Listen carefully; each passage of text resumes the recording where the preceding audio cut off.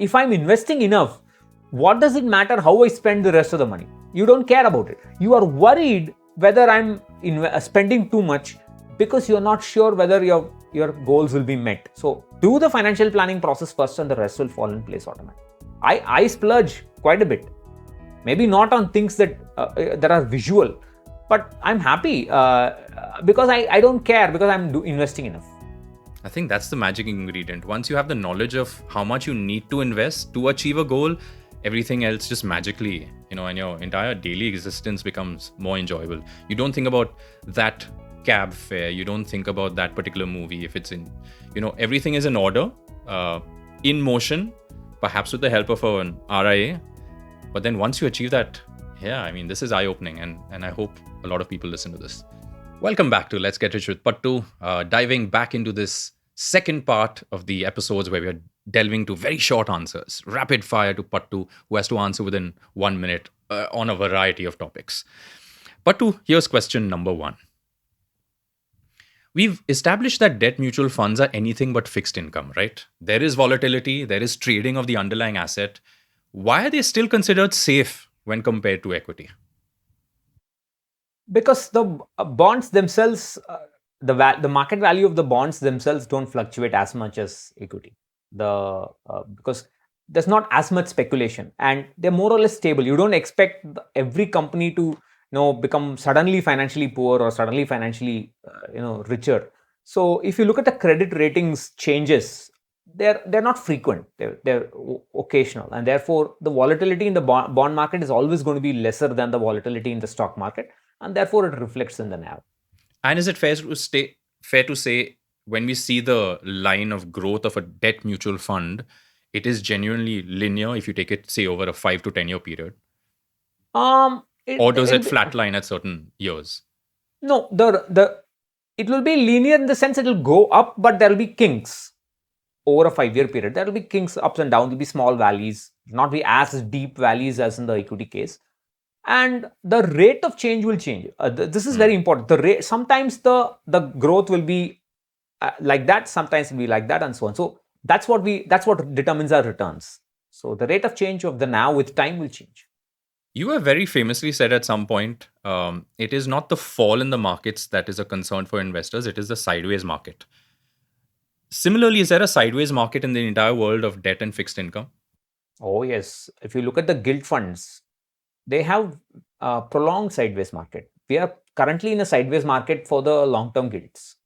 My gilt funds have been 5%, 6% in that region for 2 years now, more than 2 years now. So gilt funds, long-term gilt funds, sideways markets are very, very common. But let's clarify. Do you mean you're getting 5% per year growth? Then it's not really sideways, right? In the sense that the market doesn't move much. Suddenly it'll be like 15%, 16% returns when the interest rate change. Even in debt? Yeah, in the long-term segment. The long-term segment. And of course, you'll pay the price, you'll get falls as well. But when nothing happens, you get this kind of mellow period. So you have to go through all of them. But in comparison to equity, where you've had some years back to where with zero or negative, that doesn't happen, right, in debt? No, it can happen over certain years, it can be zero. But yeah, you're right. It's very unlikely you'll get 5 years zero returns and so on. That's not going to happen. But again, it's all relative. I'm talking relative to a liquid fund. The gilt fund would be much more volatile. Great. What are money market funds, Pattu, and how do they work? So it's crazy that in the money market or the cash market, as they call it, money is the commodity. So they say, I have 1,000 rupees, I'll give you 1,000 rupees, you hold it for 1 day and you give me back 1,001. That's how that's a bond. So there's no interim interest payouts because that period is so short. A week, a few days, 1 day, overnight, that kind of thing. So I give you some money, you hold it overnight. When you give it back to me the next day, you give me the money plus a little bit of interest. Who is doing this? Who are these bodies? The RBI does it. RBI does it with banks. That's the repo rate. The repo rate is an overnight rate. The reverse repo rate is an overnight rate. There are institutions who do it. And so it depends it can stretch from a few days to a few weeks, maybe a month or so. And then after that, I'm not sure when the interest coupon payments start. I think it starts 6 months or beyond that, if I'm not wrong. But that's so anything below that is a cash market or a money market where there are no interest payments. The cash is being exchanged with an interest component, with an extra component. So, as a supporting question, why would a bank be interested in getting this cash for one day? Is it because it has desperate needs to pay somebody else? Or I'm just trying to simplify why this market exists, the money market. No, this is no the what I talked about the overnight trade is with respect to the RBI. That is the money supply, because the RBI is the governs the money supply and it uses its bonds as collateral. So it tells you how much it can the banks can borrow from and deposit to the RBI. So that's where the whole process starts. But to what are arbitrage funds, and similarly to the money market, how do they work? What is the world of arbitrage? So it's a very arbitrage is a very complex idea. If you try to explain it to the mutual fund, the most simple idea is I would say, although the example itself is kind of illegal, but let me give you a simple example. We have a Pondicherry, which is a union territory, right? Booze sells at a much cheaper rate in a union territory because they have lower excise duties, etc., etc., and so on.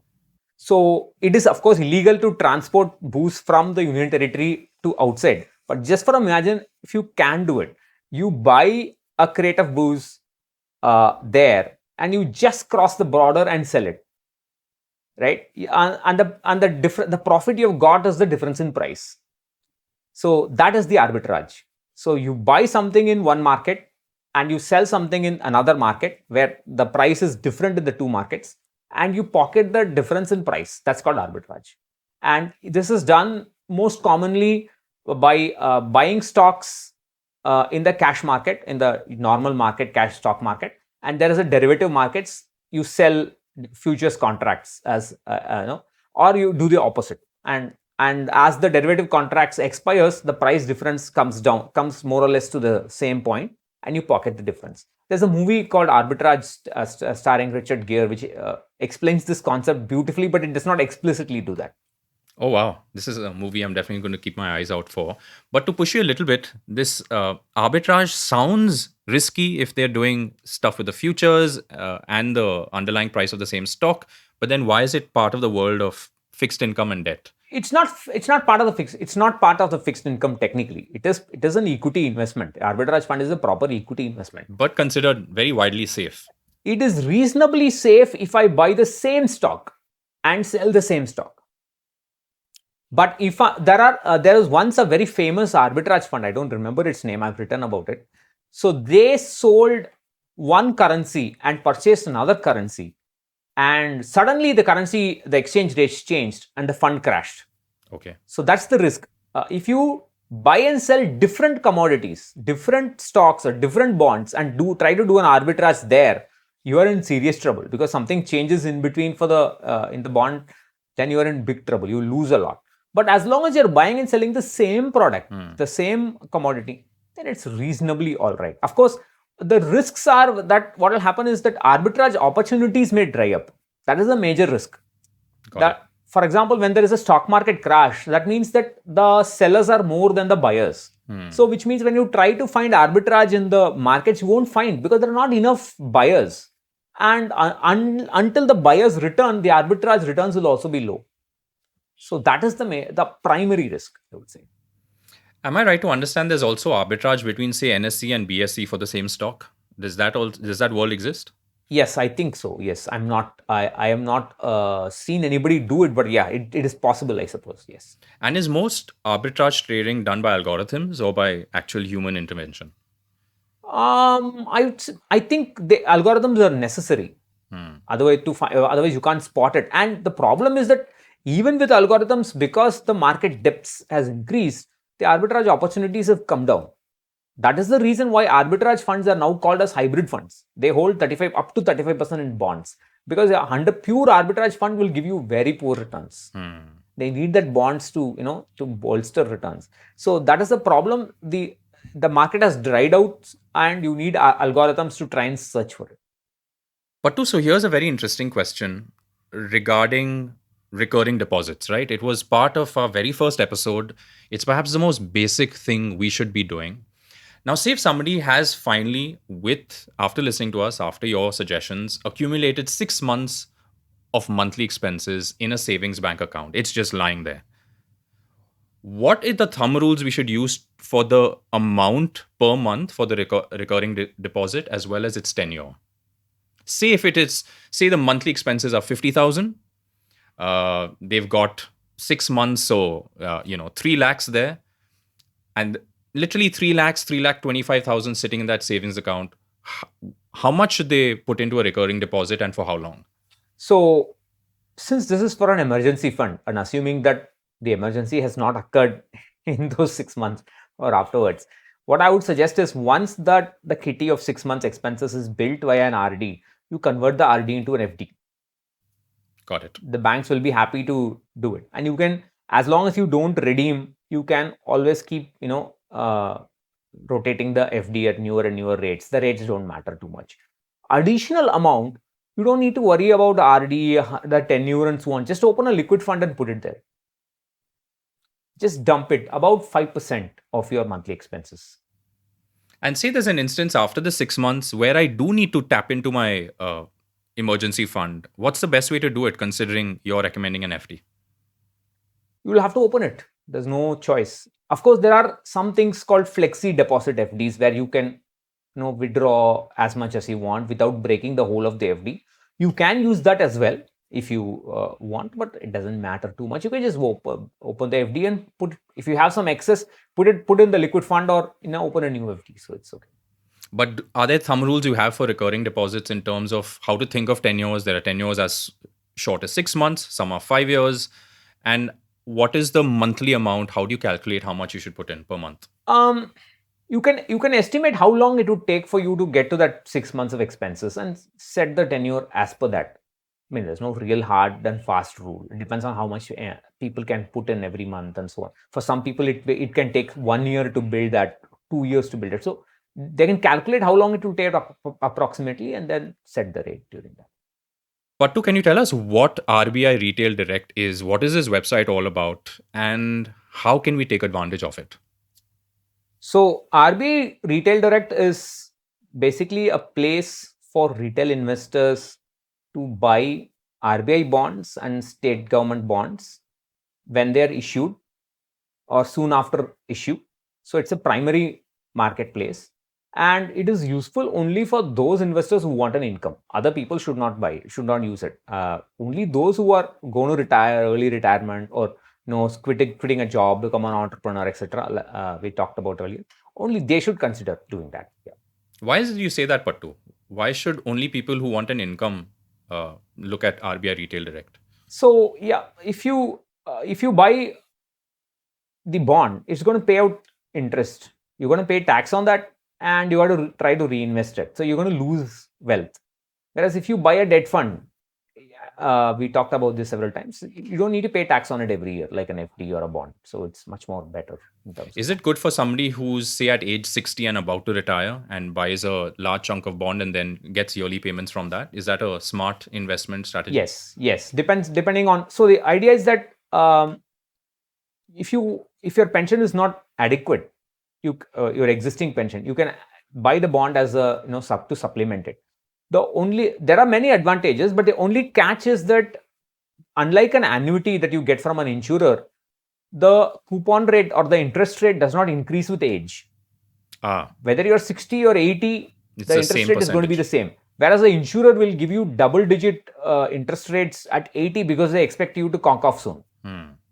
That's not going to happen with the RBI. But the advantage here is you can hold it in a either or survivor mode with your spouse. So even if you die, the spouse is not going to get the income without much of a hassle, and you will always get the principal back. That can be given to your spouse or your legal heirs, your children, other people, etc. And there's no need to do the life certificate business. Every year you have to send life certificate, proof of life. Yeah, that is not necessary for a bond. Can we dive into how these RBI bonds work, Pattu, a little bit, and how they pay out? Is it, for example, if you invest 1 CR in year 1, at the end of each subsequent year, they give you that fixed percentage. And then when you want the entire principal back, how does that work? So it's every 6 months. Okay. If you buy it midterm, then you will get a first interest would be prorated depending on the amount left. And then after that, it will be every 6 months. And the most important problem here is you cannot sell midterm.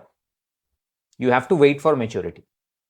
So there's only one point. Say if it's a 5-year bond, you can only sell it after 5 years. Yes, because there are no players out there to buy. Because only the corporate guys are going to be buying and selling. They're not going to buy one chunk of bond. They want, crores. Fair enough. And what happens at the end of that term? Do we have an option to sell, or do we continue? How does No, that work? it'll just come back to your account. The entire principle. Okay. Yes. Pattu, how would you, in a very short amount of time, describe what GDP is and how it affects me as a retail investor? So the GDP is a measure of the wealth in the country. And it's an extraordinarily approximate measure because nobody can really measure wealth. And it's a very approximate idea, mainly useful for politicians, I would say, rather than for the retail investor. But there is a way in which a retail investor actually benefits, but they're not going to benefit over 6 months and so on. The common man or the retail investor's daughter or granddaughter will benefit from GDP growth. So it takes over a lifetime of change. You can see today, somebody made the observation that all the house help that we have, the maids that come, their sons and daughters are never going to do this job because they've made sure that they're so either we do the household work chores ourselves or we pay through the nose. Like it is in the West. Like maids who come in cars. So we had to pay for all that. So things are changing, and that's our economy growing. We had maids walking. Now we have maids coming in cycle. We have maids coming in two-wheelers. The next step is maids coming in cars. That's the GDP growing. That happens over 2 lifetimes. Perhaps the last step is maids not coming to your home, even in their fancy cars. That's probably good. Yeah.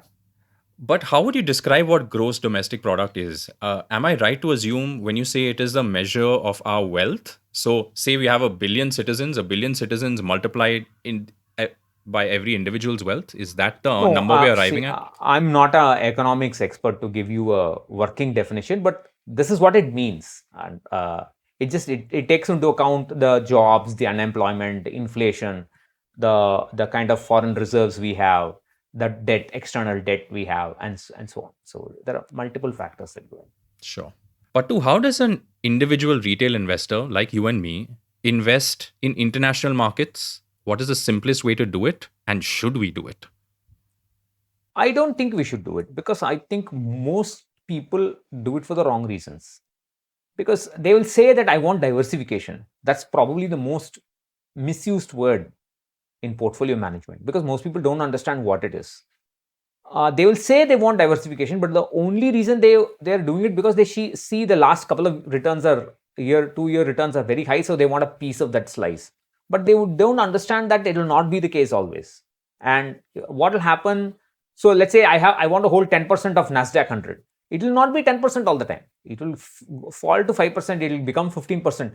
Will you top it up when it is 5%, or do you have the guts to pay tax and make it 10%? Most people don't. So most people, they just want to clutter their portfolios because they see something shiny. And I would say, don't do that.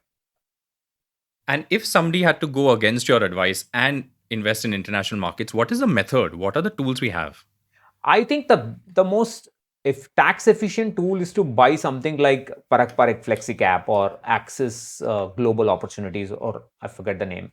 So these are they buy a little bit of stocks, right? And they get tax efficient returns because they will take care of the rebalancing and so on. But of course, because of the INR USD exchange rate, and we have to strengthen the INR, the RBI set strict limitations on how much you can put in. And the mutual fund industry has quickly breached that limit, and now it is kind of... So people are worried, will I not get enough exposure? I think you'll get more than enough exposure with that. That's enough. But then the other option is to buy ETFs or international brokers buy the stocks directly.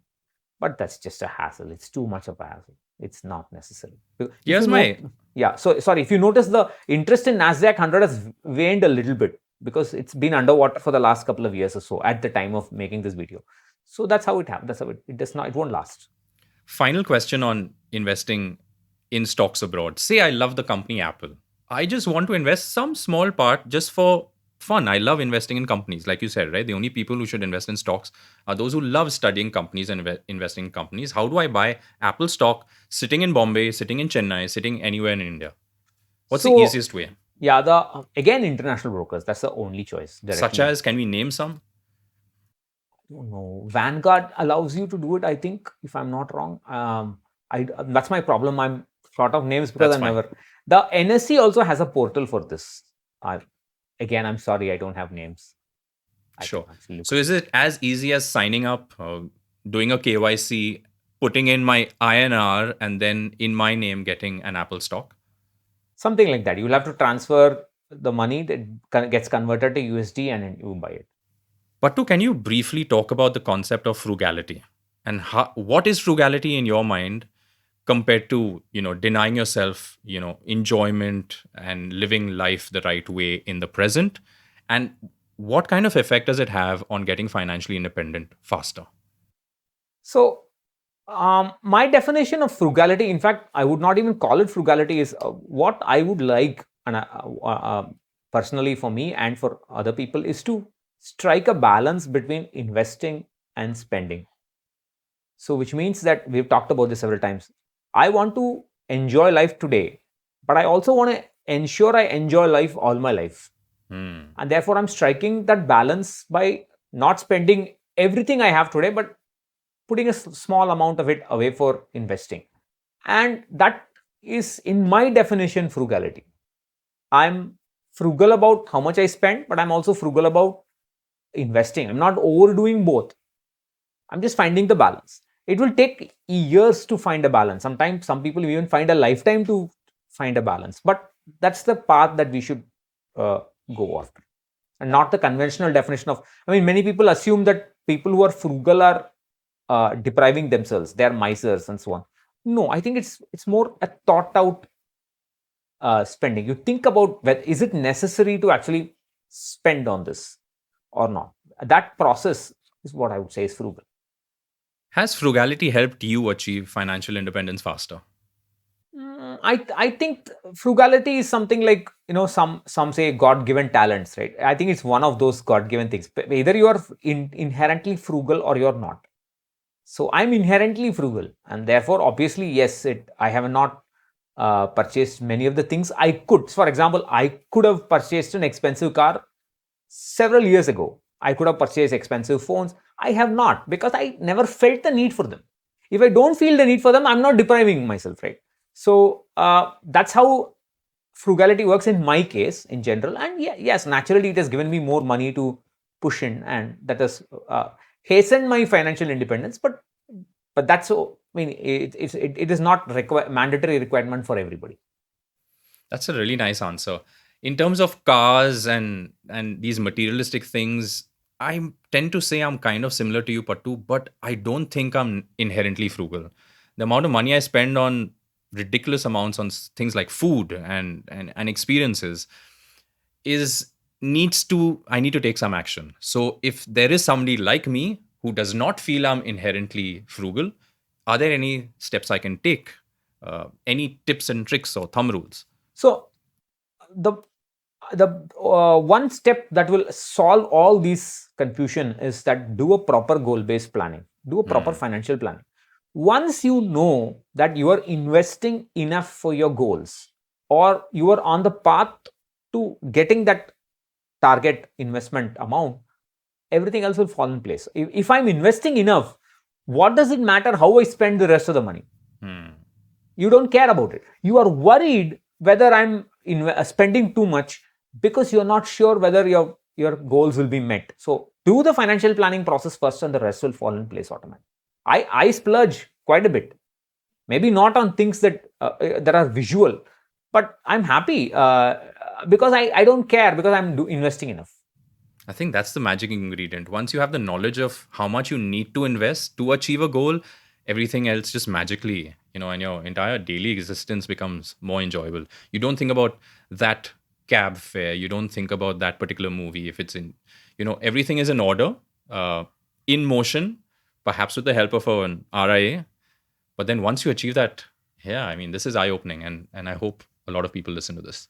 Pattu, if I know that I'm going to die exactly 1 year from now, how do I ensure that when I die, everything is seamless for my family to take over and get all the benefits of my investing? Is there any thing that you find the population is not doing and should take care of?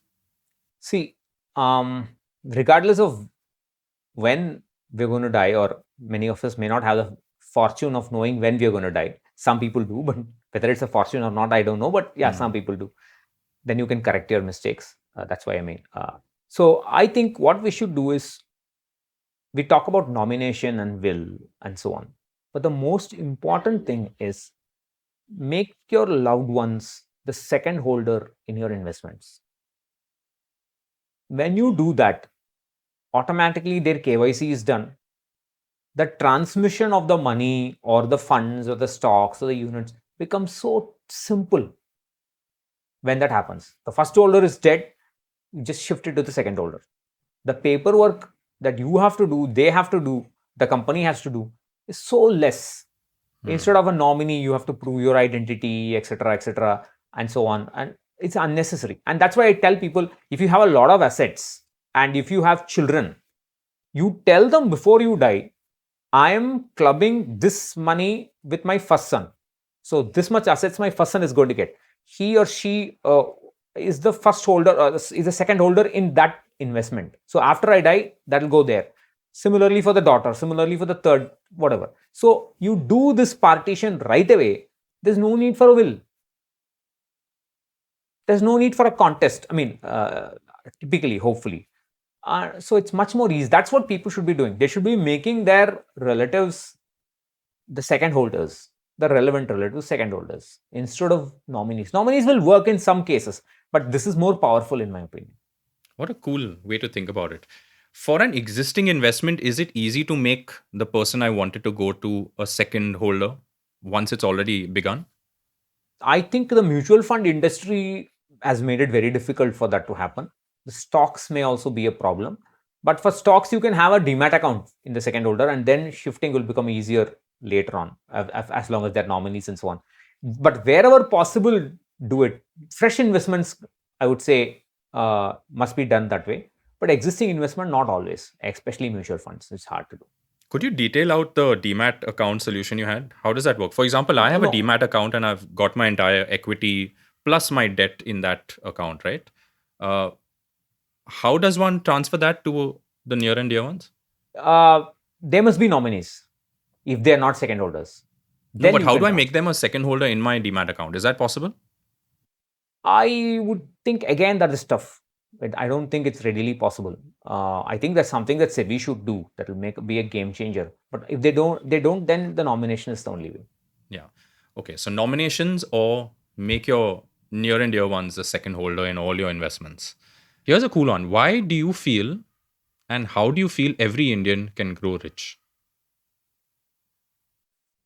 I think every individual, whether they are Indian or not, can grow rich. But I'm also confident most people will not. Because most people, they don't have their priorities right. And they assume they can do things quickly or not at all. So I'm fairly confident most Indians will not grow rich, although they can. I hope they listen to this and I hope they listen to this show and get some kind of inspiration or direction. Because I feel for every person, Pattu, you go through phases of life, and then at some phase of life, you realize that, look, I want to leave something behind, or I want to live a retirement which is comfortable. Whether it's early or later, I think that is a realization that comes for everyone. And, there are solutions for whichever stage of life you're at. And we'll leave you with that. Pattu, thank you so much for yet another very interesting episode that went from one place to the other. We didn't know where it would turn next. I hope we get a lot of shorts out of this.